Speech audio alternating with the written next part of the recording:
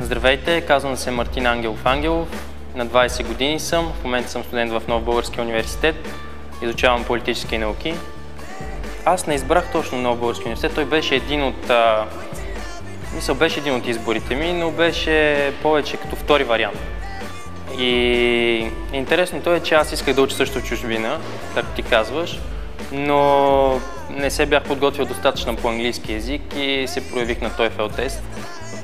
Провалих се, след което с един мой приятел, Михаил, може би това е една от причините, за които в момента съм тук, говоря с вас.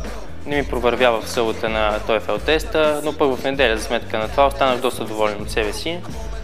Записах политически науки с Михаил, така се казва моя приятел, и в момента сме на един чин. Щастлив съм, изучавам политиката, интересно ми е и следвам мечтите си. Познаваме се от деца, от училището. В Стан Спасов се казва това училище, където запознахме с него. Мисля, че съм бил в 5 или 6 клас. Тогава се запознахме. Като цяло е страхотно човек да спортува. Аз какво спортувам? Още от малък играех много футбол. Много обичах да играя в футбол. Играех в няколко отбора, но така и не ми излезна късмет с футбола. Танцувал съм брейкденс. От 5-ти клас мисля, че бях, когато се запалих по тези неща, тези танци, фристайлър слушаш, искаш да си покажеш, нали, някой си тренираш някакви движения.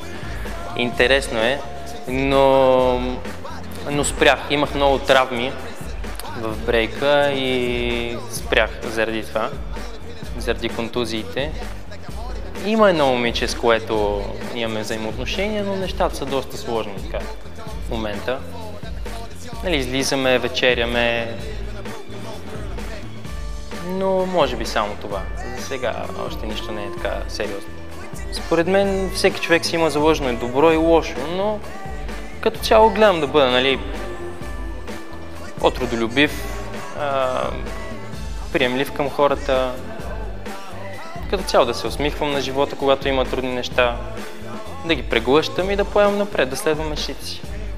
Искам да спечеля конкурса Мистер и Мис Нов Български университет, защото това е нещо ново за мен, нещо, което е доста интересно и като цяло е много голямо предизвикателство. И ако го спечеля, ще опозная много по-добре себе си. Винаги се помните сенсори, с готини момиченца. Здравейте, колеги, аз съм Мистер Ник. А тук до мен е Мартин. Здравей, Мартин, как си? Здравей, добре съм, благодаря. Твоето предизвикателство днес е да ни покажеш какви спомени сте останали от брейкденса преди толкова много години. Готов ли си? Готов съм. Добре, давай ти си.